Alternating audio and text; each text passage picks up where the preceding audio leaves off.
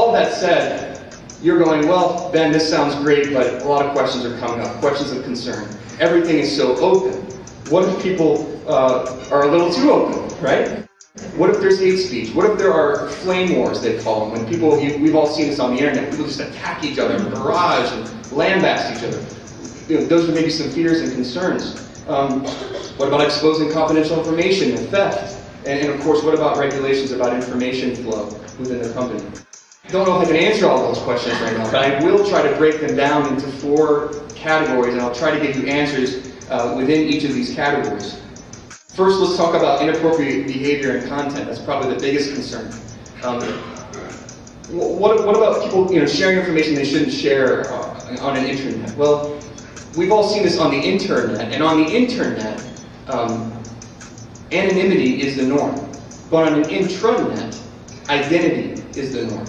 In other words, people and intranets can be tracked, they can be named, and when they know that they're responsible for what they're saying, that has a really good way of keeping them accountable for what they're saying. Another thing that will form if you use these in your company is they will start to develop social norms, because the community will start to share with each other, and everyone will really start to listen and share and take, and these social norms will start to develop. And when someone works outside of those social norms, says something inappropriate, does something inappropriate, the people who are self-policing and reading these blogs will call them out. It's a very interesting characteristic that starts to happen as your organization becomes more of a community and more connected. And finally, it's encouraged that managers and executives also use these tools. And by them being a presence on these tools, that has a way of effectively keeping people to act and do things appropriately. The second concern is inaccurate information. What if someone posts something that's really wrong in our company and it leads someone astray? Or maybe it gets outside of the firewalls. What made Wikipedia so great is, yes, everyone produced these articles. I didn't mention this before, but Wikipedia, a Nature study that was done, and Nature being a scientific journal, they did a study where they compared Wikipedia with Encyclopedia Britannica to see how accurate it was. Sure, there's a lot of information out there, but how accurate is it? Well, in the field of sciences, it was found to be just as accurate as Encyclopedia Britannica. It was truly fascinating. How could this have happened? Well, all the information that was produced was filtered, because everyone self-polices and sees, well, that's not right, I need to fix that. Well, that's not correct, we need to fix that. And over time, it emerges into something that's extremely accurate. What's really funny, that Nature study was posted, and they posted all the mistakes that they found on Wikipedia. A month later, they were all fixed. Of course, the next concern, the category of concerns, is what about embarrassing information? This is our greatest nightmare, right? I just Googled insurance, and I Googled reviews, and I came across this a couple weeks ago. But he's irate. You can tell he worked with an agent he wasn't happy with. He wasn't happy with the service. He tells his fellow community people, he's like, don't use this insurance company, blah, blah, blah, blah. I had this horrible experience. And instead of dealing with this, it just stays out there. Nobody responds to it. Maybe this is an opportunity to solve a problem rather than it just stand out there and be embarrassing information. Maybe if someone from this insurance company responded and said, you know what, I'm sorry you had this bad experience. How can we make this a better experience for you? How can we fix this problem? And that was displayed on the web. Do you imagine the effect that would have? It would totally change this bad comment and this bad situation into a positive one.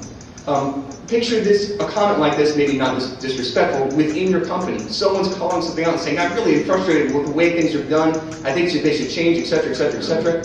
Instead of that maybe being a bad thing, maybe that's a good thing that could point you to a problem within your company that you could change, something that you could make better. The last problems that we deal with are risk of non-compliance or concerns that we have. But the concerns, I think, are remedied pretty well with Web 2.0. Regulators are typically concerned with chronic patterns of misbehavior rather than isolated incidents. So what Web 2.0 does is it allows you, a lot of people to monitor the information that's out there because it's publicly viewable.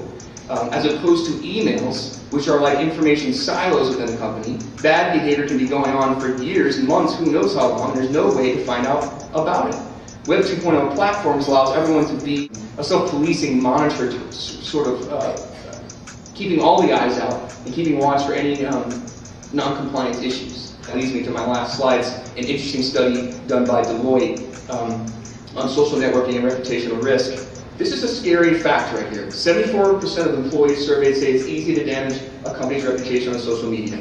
That should be 100%. The lines between professional and private life are blurring, right? People are doing business transactions on social media now.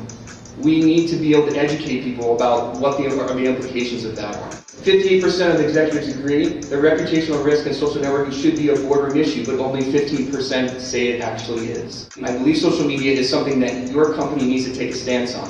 Whether you're for it, against it, or neutral, that doesn't really matter. You need to take a stance on it, and you need to start to form a policy around it.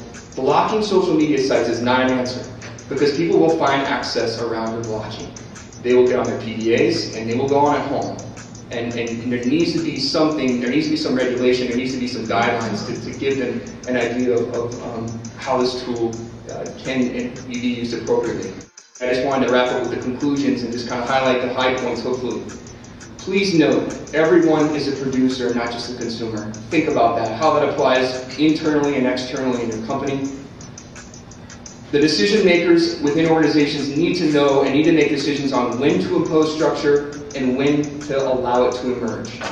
Think about how that could impact your intranet. Think about how that can connect people that have never been connected within your company before.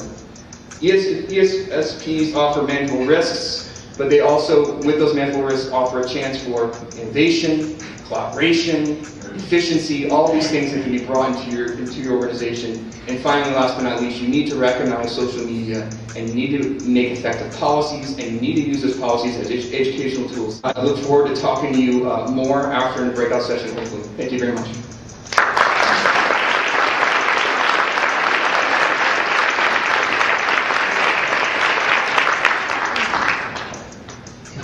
Well, if passion and presentation skills are a key to success, and I think they are, I think Ben has a bright future.